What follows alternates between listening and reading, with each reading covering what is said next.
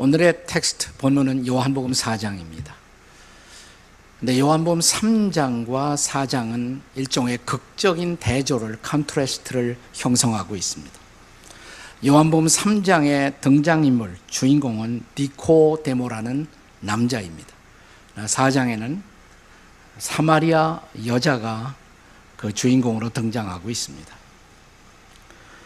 니코데모, 이름이 있지만 사마리아 여인에게는 이름도 없어요. 사마리아는 지역 명칭이지 여인의 이름은 아니죠.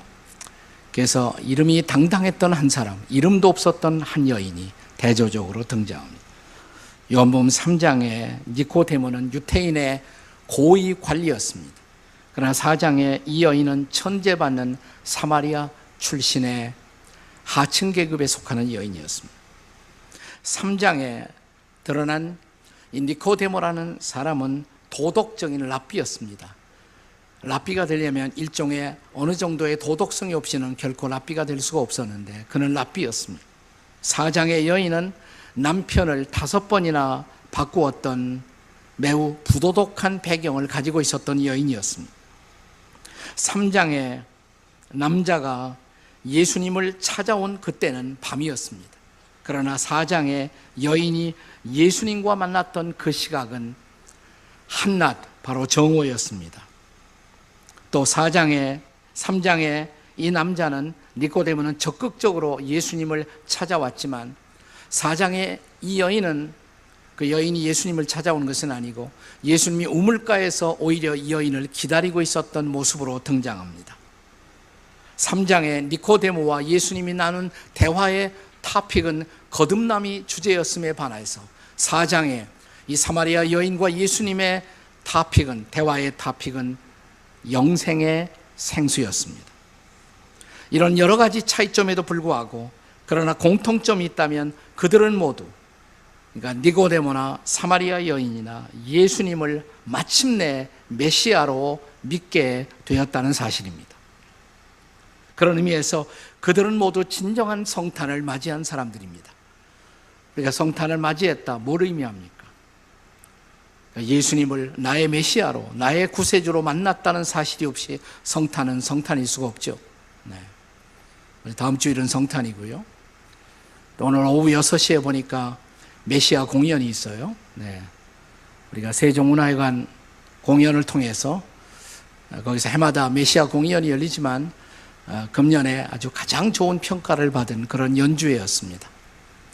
오늘 저녁 6시에는 돈 한 푼도 안 내고 여러분이 공짜로 볼 수가 있습니다. 분당 성전에서 6시에 메시아 공연이 이루어지게 될 것입니다. 메시아, 예수가 메시아다. 이것은 우리 신앙 고백의 핵심입니다. 이 여인이나 니코데모는 마침내 예수님을 메시아로 만나는 경험을 하게 된 것입니다. 오늘 우리는 요한복음 4장에서 이 사마리아 여인이 예수님을 자신의 메시아로 혹은 구세주로 만나는 그 과정을 주목해 볼 필요가 있습니다. 그녀가 걸어갔던 구도의 과정, 그것은 오늘날 이 시대 사람들이 예수님을 찾아가는 구도의 과정과 별반 다르지 않습니다. 구도자라는 말, 이 구도자의 사전적 정의가 있다면 그것은 진리나 종교적 깨달음을 추구하는 그 깨달음의 경지를 찾아가는 사람을 우리는 보통 구도자다 이렇게 말하죠. 영어로는 seeker 이렇게 말합니다. seeker, 구도자. 찾는 사람, 진리를 찾는 사람이죠. 오늘 이 시대는 진지한 구도자를 상실해 버리고 있는 세상입니다. 어떤 사람은 평생을 걸쳐서 구도합니다. 그리고 마침내 그가 찾던 진리를 찾습니다. 그런가 하면 평생 찾아도 만나지 못하는 사람이 있어요. 반면에 또 어떤 사람은 매우 짧은 시간에 자기의 구도를 완성하고 진리를 찾는 감격을 고백하는 사람들도 있습니다. 오늘 성경의 텍스트에 등장하는 사마리아 여인의 경우에는 예수님과의 비교적 길지 않은 대화를 통해서 마침내 예수님을 진리로, 예수님을 메시아로 만나는 그 발견에 도달하는 광경을 우리가 볼 수가 있습니다. 자, 그렇다면 우리가 이 여인을 통해서 볼 수 있는 구도의 과정, 그 과정은 도대체 무엇일까요? 첫째로 예수님과 전혀 무관했던 상태, 거기서부터 이 여인의 구도는 출발합니다. 아무런 관계가 없었던 상태.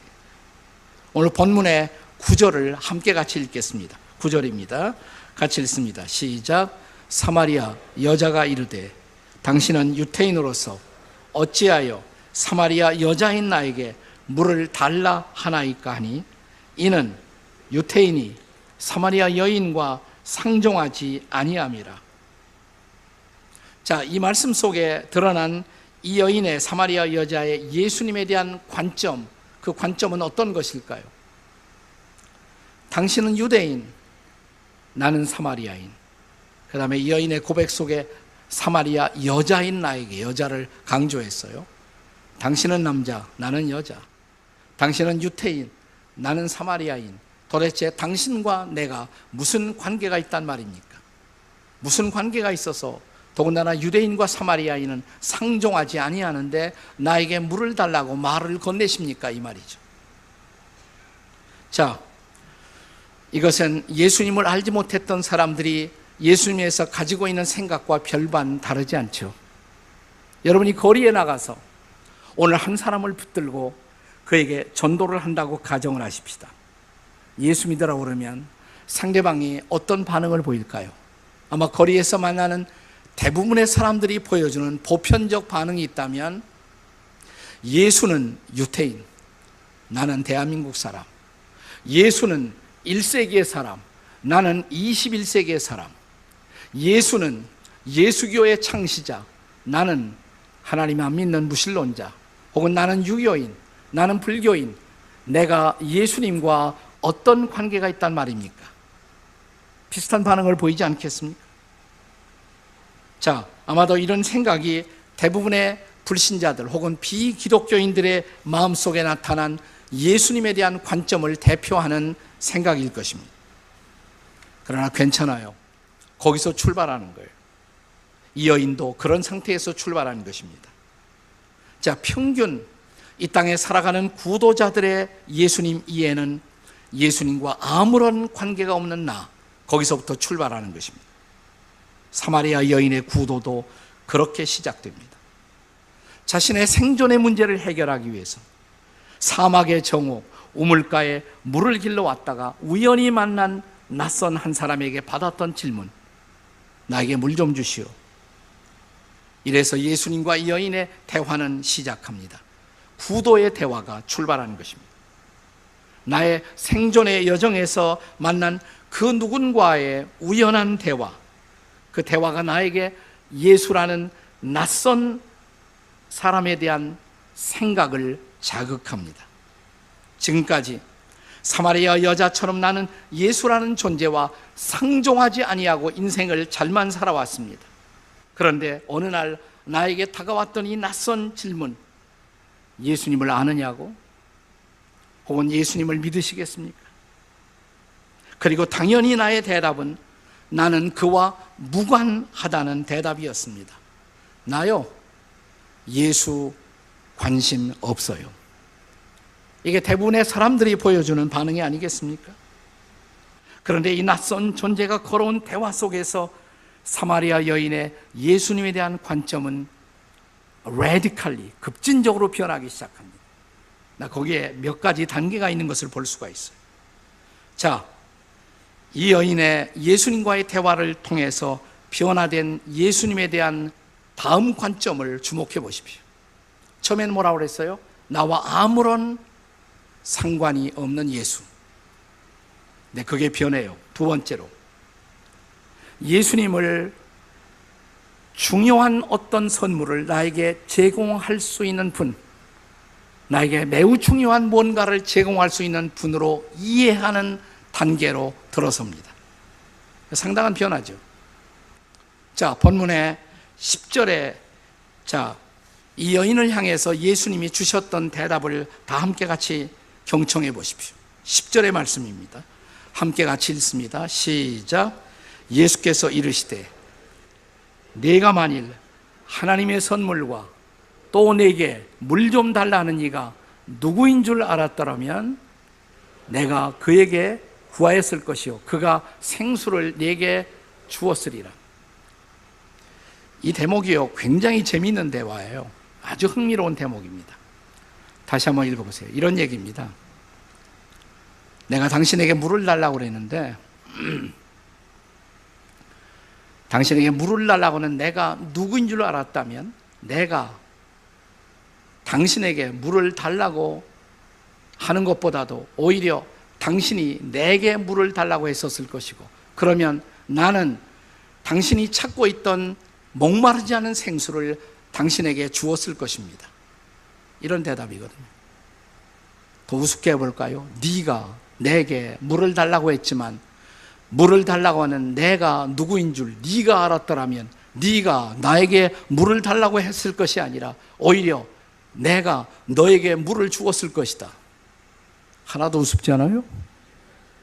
네, 웃은 걸 웃은 거로 받아들일 수 없는 강팍한 마음이 상당히 문제가 있습니다.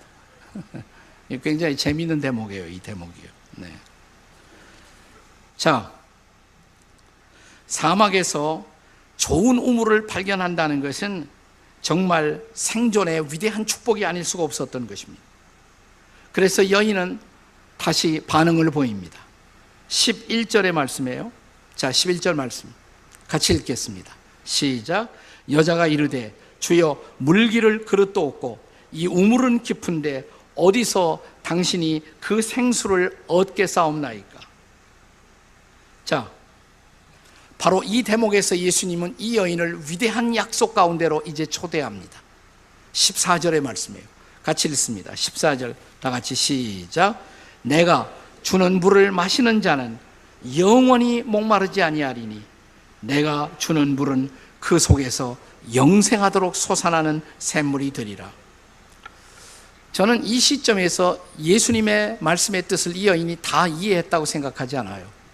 네, 목마르지 않은 생수, 내 속에서 솟아오르는 영생의 생수, 여자가 다 이해를 했을까요? 그러나 어쨌든 자, 이 대목에서 이제 여인의 적극적인 요청이 변화되기 시작합니다. 더 이상 나와 상관없는 예수가 아니에요. 15절 말씀 같이 읽겠습니다. 15절 시작.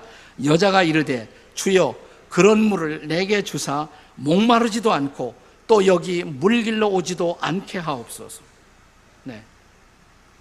이제는 예수님에 대한 생각이 변했어요. 나에게 뭔가를 줄 수가 있는 분, 목마르지 않은 생수, 그게 뭔지는 모르지만 어쨌든 나에게 중요한 생수를 제공할 수 있는 어떤 분, 어쩌면 내가 이 우물을 향해서 날마다 물길로 오지도 않고 어떤 비밀의 우물가에 가서 아주 멋진 생수를 나에게 제공할 수 있는 그 어떤 분으로 이해했을 가능성이 있죠. 처음에 나와 상관없는 예수에서 이제 상당히 관점이 변한 것입니다. 물론 아직도 예수님이 말씀하시는 영생의 생수, 그 뜻을 이 여인이 알아차리지 못했을 가능성이 많습니다. 그럼에도 불구하고 이렇게 반응을 보였잖아요. 주세요. 그 물을 내게 주세요. 내가 찾던 그 무엇인가를, something을 줄 수 있는 어떤 분, 그 something이 뭔지는 자세히는 모르지만 변했어요.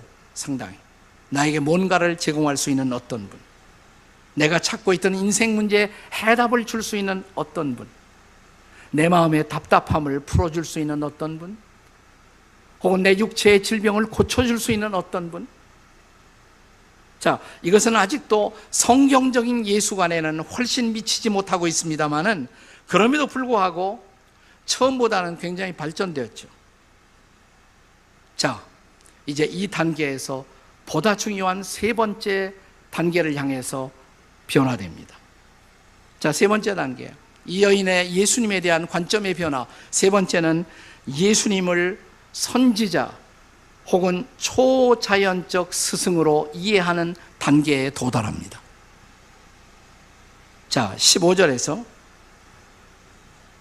이 여인이 내게 그런 물을 주십시오 라고 적극적인 응답을 보였습니다. 근데 그러면 아마 이 여인이 기대한 것은 그 목마르지 않은 생수가 있는 어떤 우물을 가르쳐 줄 것을 기대했을지 모릅니다. 근데 전혀 기대하지 않았던 충격적인 대답이 예수님에게서부터 돌아옵니다. 예수님이 뭐라고 말씀하세요? 16절에 보시면 네 남편 불러와. 아니, 이 대목에서 갑자기 남편 얘기를 꺼내세요. 내 남편 불러와. 여인이 당황했겠죠. 뭐라고 대답합니까? 저 남편 없어요. 그러자 18절에 예수님의 이 충격적인 음성을 들어보십시오. 자, 18절 같이 읽겠습니다. 시작. 너에게 남편 5이 있었고 지금 있는 자도 내 남편이 아니니 내 말이 참되도다. 얼마나 놀랐을까요? 어머나, 어떻게 알아 저분이? 내가 남편이 5이나 있었다는 것을 어떻게 알지? 내 과거를 알고 내 현재를 아는 저분은 도대체 누구란 말이야? 그 앞에 서 있는 그분을 향한 놀라운 경의가, 놀라움이 그에게 다가오기 시작한 것입니다. 자, 이 대목 이제 19절에서 이 여인의 이제 반응을 읽어보십시오. 이제 훨씬 더 변해버린 여인의 반응. 자, 19절 말씀 다 같이 읽겠습니다. 시작. 여자가 이르되 주여 내가 보니 선지자로소이다. 아마도 사마리아 여인 자신도 의도하지 않았던 두 가지 단어가 불쑥 이 여인의 입술에서부터 튀어나왔어요. 두 개의 단어가 뭐예요? 주여, 그 다음에 선지자. 이스라엘 백성들의 전통에서는 아무나 주님이란 단어를 쓰지 않습니다. 정말 존경할 만한 분, 그런 분이 아니면 주여란 단어를 쓰지 않아요. 그 다음에 선지자. 아마도 자기의 과거를 꿰뚫어 보는 그분의 안에서 선지자적인 어떤 놀라움을 느끼고 있었을지 모릅니다. 그래서 어떤 초자연적 은사를 가지고 있는 어떤 분, 우리 한국식으로 말하자면 아마 이렇게 내 과거를 아는 어떤 분이 등장했다면 우리는 이런 반응을 보이겠죠. 참 용하시네요. 어떻게 아셨어요? 내 과거를. 어쨌든 평범하지 않은 비범한 은사를 갖고 내게 다가온 어떤 예언자, 어떤 선지자. 그러나 아직도 이 시점에서 이 여인이 그리스도인이 되었다고 말할 수 없어요. 우리도 구도를 하다 보면 어떤 시점에서 예수님에 대한 경외감 혹은 존경심을 가질 수가 있습니다. 아, 예수님은 보통 분이 아니로구나. 그는 위대한 성인, 위대한 영적인 교사, 평범 이상의 비범한 영성을 지닌 어떤 선지자. 마침내 우리도 거기까지 올 수가 있어요. 그래도 이 시점에서 아직 이 여인을 그리스도인이라고 말해서는 안 됩니다. 아니에요. 이 수준에서 예수님을 이해하고 있는 사람들을 크리스찬이라고, 그리스도인이라고 결코 불러서는 안 됩니다. 아닙니다. 아직 그는 진짜 예수를 만나지 못한 것입니다. 마지막 결정적인 한 단계가 기다리고 있어요. 마지막 단계. 근데 그 여인은 바로 그 절정의 단계에 드디어 도달하는 것입니다. 자, 이 네 번째 단계가 뭐예요? 자, 드디어 이 여인은 예수님을 누구로 만나요? 메시아로.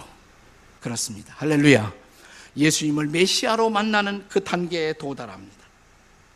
예수님과 대화하면서 갑자기 여인의 마음속에 아주 중요한 단어 하나가 딱 떠올랐어요. 그게 뭐냐면 메시아. 메시아라는 단어였어요. 25절 볼까요? 자, 4장 25절 함께 같이 읽습니다. 시작. 여자가 이르되 메시아 곧 그리스도라 하는 이가 오실 줄을 내가 아노니 그가 오시면 모든 것을 우리에게 알려주실 것입니다. 지금 당신과 내가 종교적 토론을 하고 있지만 메시아가 오시면 이 모든 대답을 줄 것입니다. 메시아. 자, 뭐라고 말씀하세요? 26절. 이게 어떤 드라마로 말하면 클라이맥스죠. 이제 절정의 순간입니다. 자, 26절 같이 읽습니다. 시작. 예수께서 이르시되 내게 말하는 내가 그로라. I am he. 내가 그야. 내가 메시아야. 네. 까무러쳐야 마땅하죠. 이 순간에. 보통 순간이 아니란 말이죠. 네, 절정의 순간이에요. 아니 당신이 이 구도의 절정의 순간이에요. 예수를 메시아로 만나는 순간. 자, 메시아의 뜻이 뭡니까? 메시아는 본래 아람어예요. 에라모, 시리아어입니다. 시리아어. 근데 이 단어를 그리스어로 헬라어로 바꾸면 뭘까요? 그리스도예요. 그게. 그러니까 메시아하고 그리스도는 똑같은 말이라고요. 메시아. 그러니까 메시아 곧 그리스도라고 하는 이가 오실 줄을 아노니. 메시아하고 그리스도는 같은 말이에요. 자, 그리스도 혹은 크리스토스, 그리스도의 뜻이 뭐예요? 기름 부음을 받으신 분, anointed one, 기름 부음을 받으신 분. 구약에 보면 어떤 자리에 취임할 때 양의 뿔로 된 그곳에 기름을 채워서 기름 부음을 받고 그 자리에 취임하는 종류의 사람, 세 가지 종류의 사람이 있었어요. 누구죠? 왕, 선지자, 제사장. 그들은 이스라엘 백성들의 삶의 생존에 영향을 끼치는 가장 중요한 세 가지 지도자였어요. 왕, 다스리는 자. 선지자, 가르치는 자. 제사장, 문제의 해결자. 특별히 죄 문제를 해결하는 것. 하나님과 우리 사이에 중보자로서 죄 문제를 해결하는 자. 그러나 이스라엘 백성들의 역사는 끊임없이 왕에 대한 실망. 마치 우리처럼 정권이 바뀔 때마다 우리는 새로운 희망을 갖잖아요. 그리고 정권 말기가 되면 실망했다고 난리를 칩니다. 지금도 그렇잖아요. 선지자, 이스라엘 백성들은 수많은 가짜 선지자를 경험합니다. 왕에 대한 실망, 선지자에 대한 실망. 그리고 제사장들, 우리의 문제를 해결해야 할 사람들이 자기 문제를 해결하지 못해 허덕거리는 모습들을 봅니다. 그런데 하나님이 이런 약속을 합니다. 어느 날 역사의 지평선에 왕과 선지자와 제사장의 사명을 한꺼번에 완성할 수 있는 그 어떤 분, 우리를 참으로 공의로 다스리고 우리를 참으로 진리 가운데로 가르치고 인도할 것이며 또 우리의 죄 문제를 해결할 수 있는 완벽한 중보자로 하나님이 한 분을 보내신다고. 그분이 바로 메시아란 말이죠. 메시아. 그 메시아를 기다리고 있었단 말이죠. 근데 예수님 뭐예요? 내가 메시아라고. 내가 메시아. 네, 놀라운 순간이죠. 여러분, 우리가 보통 예수님을 가리켜서 예수 그리스도 이렇게 말합니다. 근데 여기에 기독교의 모든 메시지가 다 들어있어요. 예수 그리스도. 여러분, 그리스도는 예수님 이름이 아니에요. 예수님 이름은 예수예요. 그리스도는 타이틀이라, 타이틀. 사명적 타이틀이에요. 자, 보세요. 저를 가리켜서 사람들이 이동원 목사라고 말합니다. 목사가 제 이름이에요? 아니죠. 제 이름은 뭐예요? 혹시 아십니까? 이동원이에요. 이동원. 자, 예수님의 이름은 예수예요. 근데 어느 날 사람들은 그 예수가 그리스도라는 것을 발견하는 거예요. 예수 그리스도. 기독교의 핵심 진리는 바로 그것입니다. 예수가 그리스도이십니다. 믿으십니까? 자, 이 놀라운 고백을 했던 또 한 사람이 있죠. 신약 성경에 예수님의 제자 가운데 으뜸 가는 제자 베드로. 3년 동안 함께 생활하다가 마지막 예수님이 그들과 작별하기 전에 최후의 졸업시험을 내시죠. 야, 사람들이 나를 누구라고 하니? 여러 가지 대답이 있었어요. 4대 성인, 위대한 스승, 우리들의 위대한 교사. 그래, 쭉 대답을 듣다가 그래, 그렇다고 하자. 나와 함께 살아온, 그리고 나의 기적을 보고 내 메시지를 받았던 너희는 나를 누구라고 하느냐? 이때 베드로의 대답이 뭐예요? 주는 곧 그리스도시요, 살아계신 하나님의 아들이십니다. 주님이 바로 그리스도이십니다. You are the Christ. 당신이 바로 그리스도이십니다. 성경에 보면 그때처럼 예수님이 좋아하시고 흥분하신 때가 없어요. 뭐라고 대답하십니까? 마태복음 16장 17절을 같이 보겠습니다. 16장 17절 시작. 예수께서 대답하여 이르시되 바요나 시모나 내가 복이 있도다. 이를 내게 알게 하니는 혈육이 아니요 하늘에 계신 내 아버지시니라. 네가 스스로 깨달은 것이 아니야. 하늘의 아버지가 너를 깨닫도록 도와주신 것이야. 너무너무 좋아하세요. 이 대목을 유진 피터슨의 메시지 성경에서 어떻게 번역하고 있는지 그 번역을 한번 읽어보세요. 자, 다 같이 읽겠습니다. 시작. 요나의 아들 시몬아, 너는 하나님의 복을 받았다. 너의 그 대답은 책이나 교사들한테 나온 것이 아니다. 하늘에 계신 내 아버지 하나님께서 친히 내게 참으로 내가 누구인지 그 비밀을 알려주셨다. 훨씬 더 실감나죠. 이 놀라운 비밀, 최고의 비밀, 그 비밀은 뭐예요? 예수가 그리스도이시다. 예수가 메시아다라는 사실이에요. 사마리아 여인도 드디어 그 깨달음의 순간에 도달하는 거예요. 당신이 메시아? 당신이 메시아라고.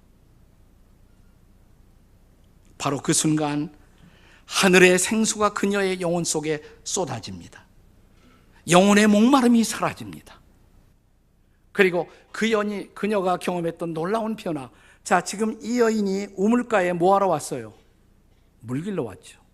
근데 물길을 생각 잊어버려요. 물동이를 버려두고 동네로 뛰어들어갑니다. 자, 이 대목을 28절과 29절에서 읽어보세요. 요한복음 4장 28절 29절 다 같이 읽겠습니다. 시작. 여자가 물동이를 버려두고 동네로 들어가서 사람들에게 이르되 내게 행한 모든 일을 내게 말한 사람을 와서 보라. 이는 그리스도가 아니냐. 자, 이제는 그리스도를 증거하기 시작해요. 내가 그리스도를 만났다고, 이분이 그리스도라고. 이제 그리스도를 전하는 전도자가 된 것이에요. 물길을 생각 잊어버렸어요. 그의 영혼은 놀라운 기쁨으로 채워졌어요. 목마름도 사라졌어요. 그는 드디어 그리스도를 만난 것입니다. 예수를 그리스도로 만난 사람, 우리는 이런 사람들을 그리스도인이라고 부르는 거예요. 교회만 나오는 사람 그리스도인 아니에요. 저는 한국 교회의 가장 커다란 비극은 뭐냐면, 교회 나오는 사람들 많은데 예수를 그리스도로 참으로 믿고 있는 사람들이 얼마나 되는지. 이게 핵심이에요. 핵심. 바로 그 순간 나는 사마리아 여인의 마음속에서 메시아가 태어난 거예요. 이 여인이 맞이했던 놀라운 성탄, 주님을 메시아로 만나는 것입니다. 이미 이 여인이 체험했던 감격을 가장 아름답게 표현한 분이 그 이혜인의 시 가운데 우물가의 사마리아 여인처럼이라는 시가 있어요. 그 시의 마지막 대목을 제가 소개해 보겠습니다. 마지막 대목이에요. 당신이 깊고 맑은 우물 자체로 제 곁에 서신 그 순간부터 저의 매일은 축제입니다. 긴 세월 고여왔던 슬픔과 목마름도 제 항아리 속의 물방울처럼 일제히 웃음으로 춤추며 일어섭니다. 당신을 만난 기쁨이 하도 커서 제가 죄인임을 잠시 있더라도 용서해 주시겠지요. 주님, 당신을 사랑하는 기쁨은 참으로 감출 수가 없습니다. 물동이를 버려두고 동네로 뛰어나간 우물가의 그 사마리아 여인처럼 주님, 저도 이제는 더 멀리 뛰어가게 하소서.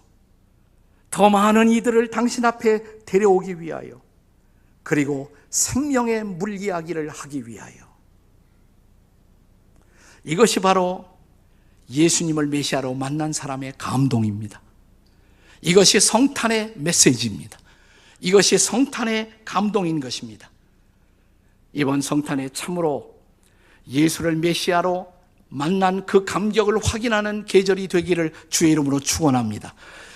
그리고 내가 참으로 그분을 메시아로 만났다면 내 인생의 모든 문제의 해결자요, 나의 인생의 구원의 주님으로 그분을 내가 확실히 만났다면 내 곁에 그리스도를 알지 못한 그 누군가를 향해서 마치 사마리아 여인처럼 뛰어가서 이렇게 말할 수 있는 사람, 메시아를 만났어요. 제가 메시아를 만났거든요. 그리고 제 목마름이 없어졌거든요. 저를 보세요. 제가 메시아를 만난 사람입니다. 저 같은 사람을 그리스도인이라고 부릅니다. 당신도 예수를 메시아로 그리스도로 만나는 이 놀라운 축복이, 은혜가 함께하는 이 계절이 될 수 있기를 주의 이름으로 축원합니다. 이것이 저와 여러분이 이 계절에 전하는 메시지가 될 수 있기를 주의 이름으로 축복합니다.